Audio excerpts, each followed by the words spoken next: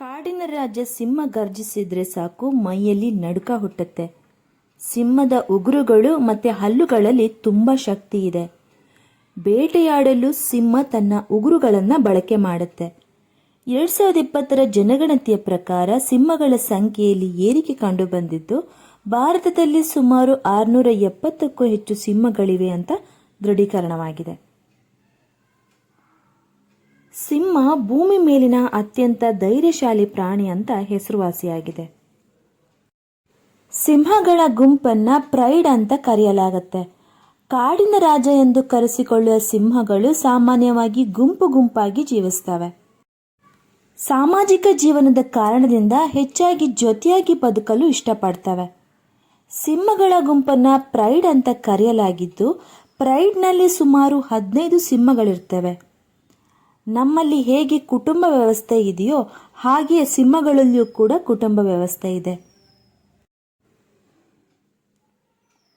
ಕಾಡು ನಾಶ, ಬೇಟೆಯಿಂದ ಕ್ಷೀಣಿಸುತ್ತಿರುವ ಸಿಂಹಗಳ ಸಂಖ್ಯೆ ಒಂದು ಕಾಲದಲ್ಲಿ ಆಫ್ರಿಕಾ, ಏಷ್ಯಾ ಹಾಗೂ ಯುರೋಪ್ನ ಬಹುತೇಕ ಭಾಗಗಳಲ್ಲಿ ಸಿಂಹಗಳು ದೊಡ್ಡ ಸಂಖ್ಯೆಯಲ್ಲಿ ಕಂಡುಬರುತ್ತಿದ್ವು. ಆದರೆ ಅರಣ್ಯನಾಶ, ಬೇಟೆ ಕಾರಣಗಳಿಂದ ಸಿಂಹಗಳ ಸಂಖ್ಯೆ ಇಳಿಮುಖವಾಗಿದೆ. ಭಾರತದಲ್ಲಿ ಏಷ್ಯಾಟಿಕ್ ಸಿಂಹಗಳು ನಿರ್ಬಂಧಿತ ಗಿರ್ ಅರಣ್ಯದಲ್ಲಿ ಮತ್ತು ರಾಷ್ಟ್ರೀಯ ಉದ್ಯಾನವನದಲ್ಲಿ ಹೆಚ್ಚಾಗಿ ಕಂಡುಬರ್ತವೆ.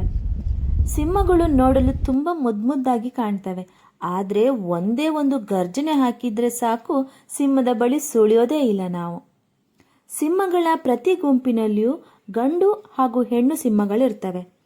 ಗಂಡು ಸಿಂಹವು ಗುಂಪನ್ನ ಮುನ್ನಡೆಸಿದ್ರೆ ಹೆಣ್ಣು ಸಿಂಹಗಳು ತಮ್ಮ ಬಳಗಕ್ಕಾಗಿ ಬೇಟೆಯಾಡ್ತವೆ. ಸಿಂಹ ಗರ್ಜನೆಯು ಸುಮಾರು 8 ಕಿಲೋಮೀಟರ್ವರೆಗೂ ಕೇಳ್ತದೆ. ಸಿಂಹವು ಗಂಟೆಗೆ 50 ಮೈಲಿ ವೇಗದಲ್ಲಿ ಓಡಬಲ್ಲವು. ಹಾಗೆಯೇ 36 ಅಡಿಗಳಷ್ಟು ಹಾರಬಲ್ಲವು. ಒಂದು ಸಿಂಹಕ್ಕೆ ಎಷ್ಟು ವಯಸ್ಸಾಗಿದೆ ಅಂತ ಅದರ ಗಡ್ಡ ನೋಡಿಯೇ ಹೇಳಬಹುದಂತೆ.